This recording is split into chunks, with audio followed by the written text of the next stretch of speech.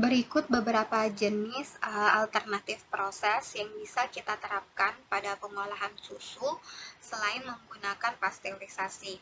Yang pertama ada radiasi menggunakan sinar UV, lalu ada X-ray ataupun gamma ray, kemudian ada ohmic heating, lalu ada high pressure process.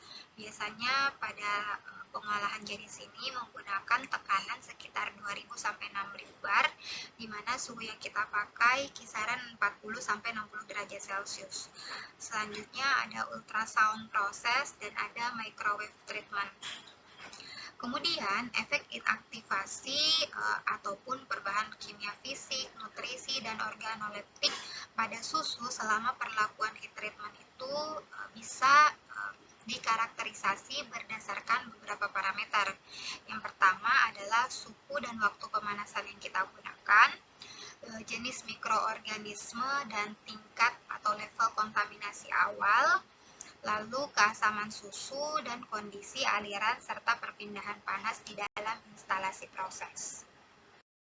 Tabel berikut menjelaskan terkait overview heat treatment proses pada pengolahan susu.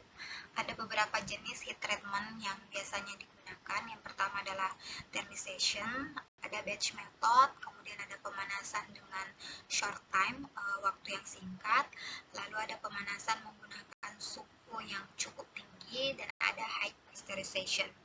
Nah, untuk thermization sendiri, tersi merupakan adalah metode untuk mengurangi jumlah mikroorganisme dalam susu menggunakan panas. Panas yang digunakan tidak seperti pada panas dengan metode pasteurisasi. Nah, proses pemanasan ini biasanya jauh lebih rendah sehingga bisa lebih mempertahankan asli susu. Umumnya, proses terminasi menggunakan pemanasan pada kisaran suhu 57 sampai 68 derajat Celcius selama 15 detik. Sedangkan untuk pasteurisasi sendiri biasanya menggunakan panas pada suhu 70 derajat Celcius selama 15 detik atau 63 derajat Celcius selama 30 menit. Kemudian ada batch method, range temperaturnya itu sekitar 62 sampai 65 derajat Celcius. Lalu ada short time 71,7 sampai 74. Lalu high heat 85 sampai 90 dan high pasteurization itu sekitar 125 derajat Celcius. Nah, lantas bagaimana perbandingan waktunya? Untuk termisasi sendiri minimal 15 second, untuk batch method 8 sampai 12 detik, untuk short time sama 8 sampai 12 detik, high heat 0 sampai 8 sampai 15 detik, dan high pasteurization ini waktunya cukup singkat ya, 0,71 second, karena suhu yang diterapkan itu cukup tinggi. Nah, mengapa waktunya cukup singkat? Karena pada waktu tersebut sudah dianggap yang mampu membunuh seluruh bakteri patogen dan bakteri pembusuk, kemudian untuk meminimalisir kerusakan nutrisi pada susu. Untuk probable inactivation effect-nya itu, kalau thermization itu lebih kecil dari 95 derajat Celcius, batch method sekitar 95, untuk short time, lebih kecil 95 ya derajat Celcius ya, 95%. Batch method sekitar 95%, untuk yang short time 99,5, untuk yang high heat 99, dan yang high pasteurization itu sekitar 100%. Selanjutnya adalah proses pendinginan susu. Jadi susu yang telah dipanaskan itu harus segera didinginkan setelah proses pemanasan. Tujuannya adalah untuk meminimalisir resiko kerusakan termal pada susu dan agar suhu itu berkurang di bawah suhu pemanasan. Suhu akhir yang dipilih ini merupakan perkiraan penggunaan susu yang didinginkan. Susu yang langsung diproses setelahnya dapat disimpan pada suhu 10 sampai 25 derajat Celcius, sedangkan untuk susu segar dan minuman atau milk mix drink ini membutuhkan pendinginan hingga di bawah 6 derajat Celcius. Tujuannya adalah untuk mencegah atau mengurangi secara signifikan pertumbuhan mikroorganisme akibat rekontaminasi dan untuk mengawetkan susu. Selanjutnya kita masuk ke produk turunan susu. Yang pertama adalah butter atau mentega. Nah, butter ini merupakan emulsi lemak dalam air yang memiliki konsistensi padat. Butter ini dia terbuat dari susu, utamanya krim yang tidak diasamkan ataupun yang acidified cream. Untuk pengasaman sendiri biasanya digunakan asam laktat yang food grade. Kemudian untuk flavornya juga bisa kita pakai asam laktat. Nah, ketika si butter ini dipanaskan pada suhu 45 derajat Celcius, maka dia akan terbentuk lapisan lemak susu yang bening ya. Butter ini dia mengandung 80-90% lemak susu dengan kandungan air maksimal 16% dan bahan susu lainnya. Kemudian bahan tambahan yang diperbolehkan untuk digunakan pada pembuatan butter ini adalah air, garam, dan beta karoten sebagai zat pewarna. Untuk bahan kering bebas lemaknya sendiri itu tidak boleh melebihi 2%.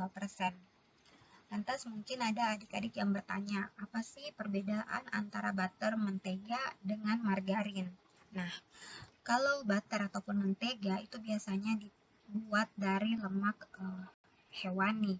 Umumnya biasanya kita buat dari lemak susu. Sedangkan kalau margarin itu biasanya kita gunakan dari lemak nabati. Biasanya lemak yang kita pakai itu minyak kelapa sawit ya. Nah, kan minyak kelapa sawit ini dia cair ya. Lantas bagaimana bisa padat menjadi seperti margarin yang biasa kita konsumsi? Nah, ada yang kita sebut dengan proses hidrogenasi. Nah, proses hidrogenasi itu dia merupakan reaksi adisi penambahan hidrogen yang berfungsi untuk menjenuhkan ikatan terangkap dari lantai asam lemak pada minyak kelapa sawit, sehingga tadinya yang sifatnya cair dia akan berubah menjadi padat. Butter sendiri dapat diklasifikasikan berdasarkan tingkat keasamannya. Yang pertama adalah sour cream butter. Nah, biasanya ini dibuat dengan tingkat keasaman di bawah 5,1. Kemudian sweet cream butter ini kita klasifikasikan sebagai non-acidified butter karena dia pH-nya itu di atas 6,4.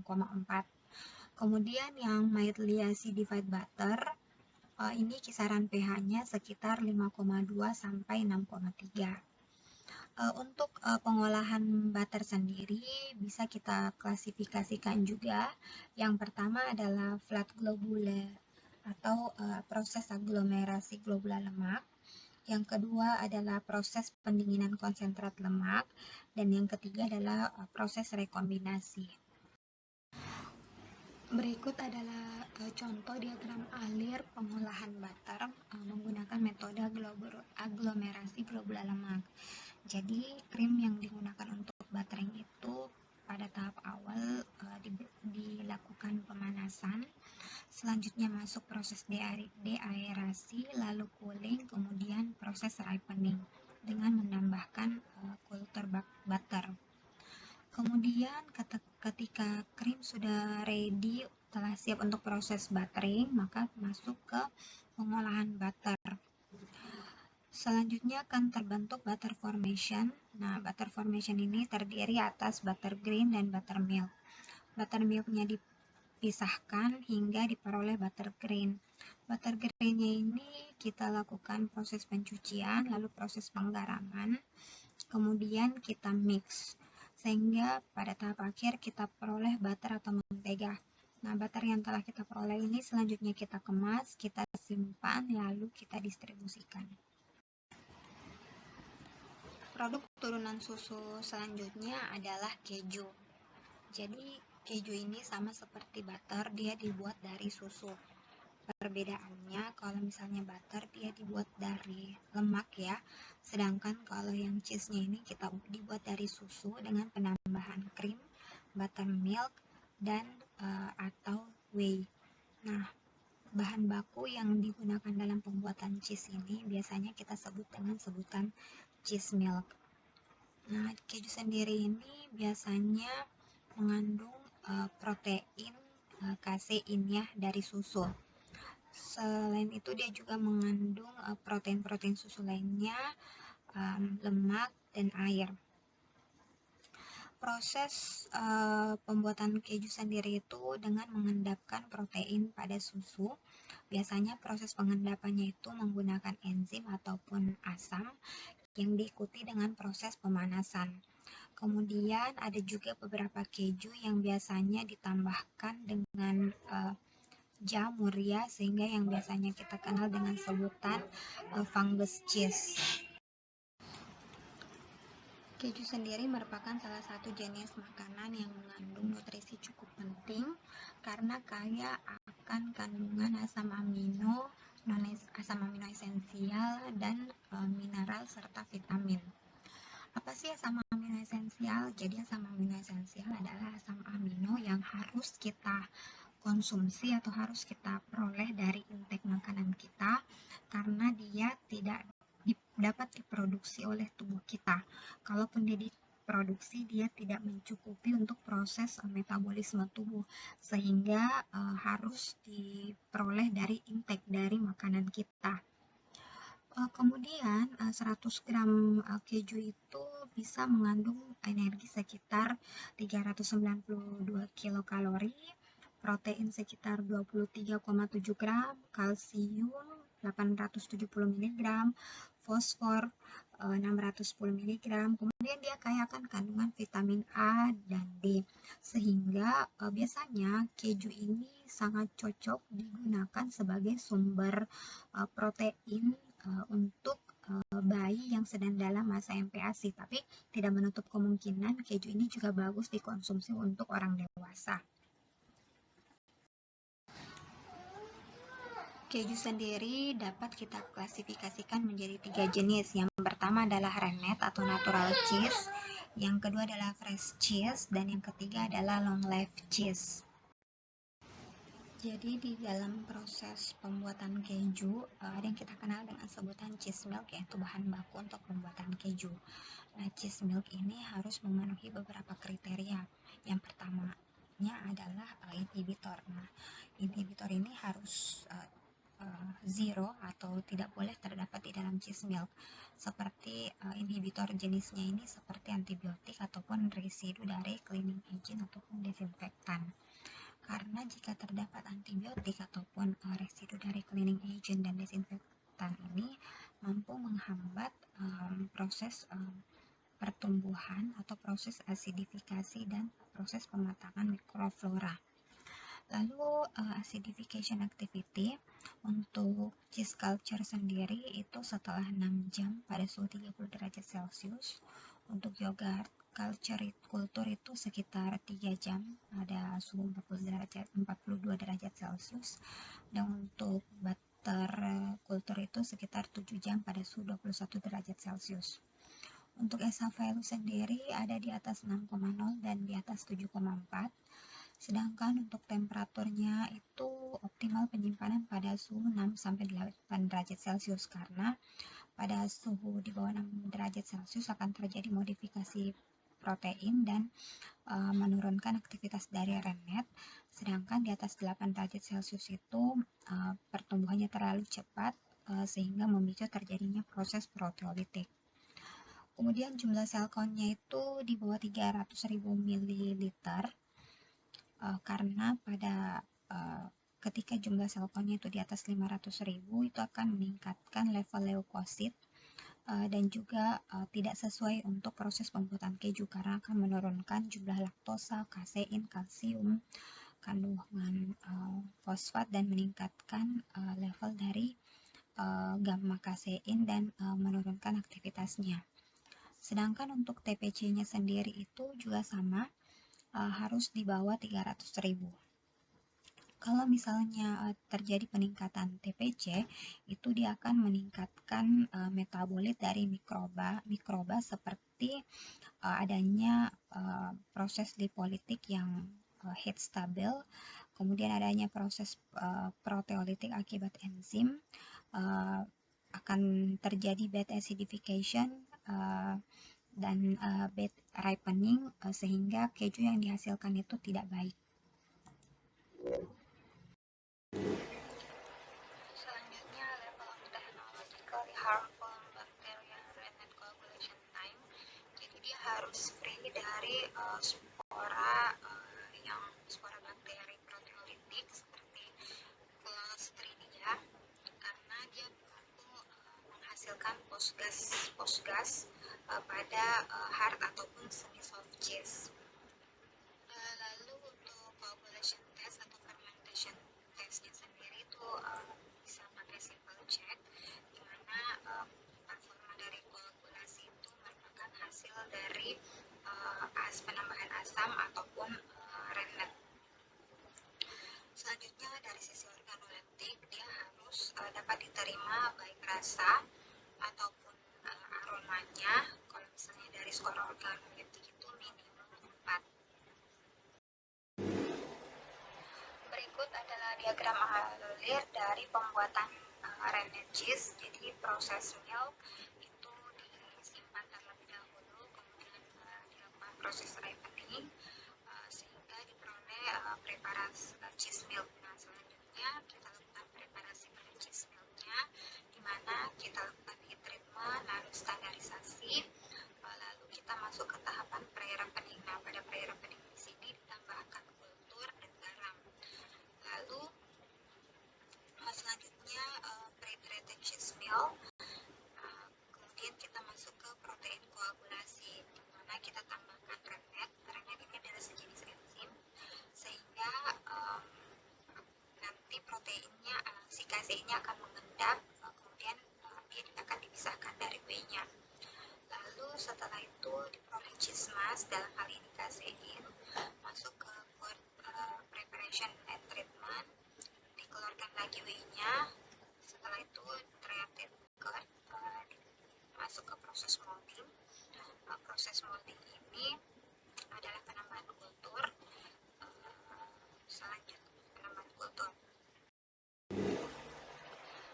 Selanjutnya, setelah proses molding, kita masuk ke proses pressing. Pada proses pressing ini, whey-nya kemudian dikeluarkan lagi, lalu masuk ke proses salting atau penggaraman, di mana kita tambahkan garam, kemudian proses pengeringan, ripening, kemudian proses packing.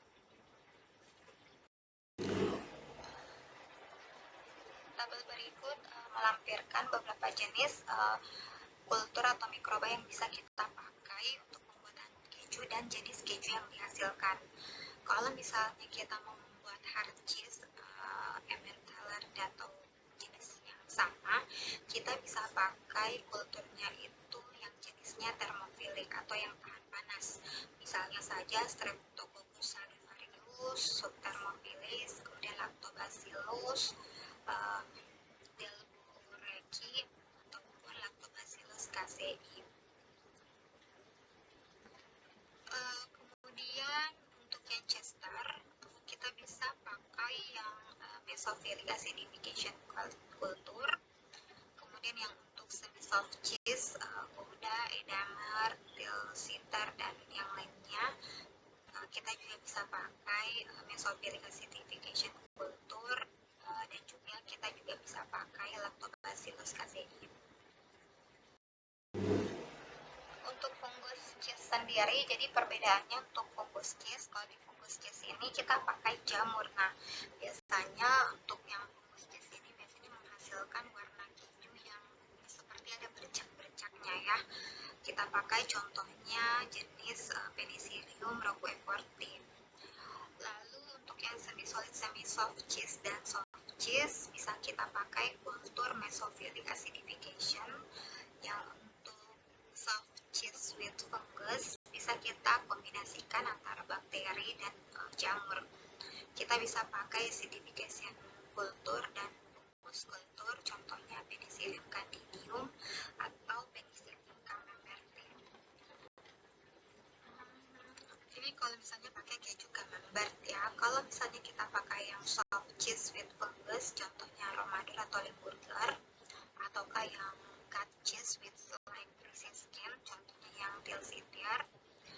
itu kita bisa pakai yang kultur acidifikasi dengan red kultur seperti Brevibacterium linens dan Corynecom bacteria yang dicampur dengan acid decomposing yeast atau khamir. Selanjutnya kita masuk ke tahapan cheese ripening. Nah, tadi kan di diagram alir ada yang disebutkan cheese ripening.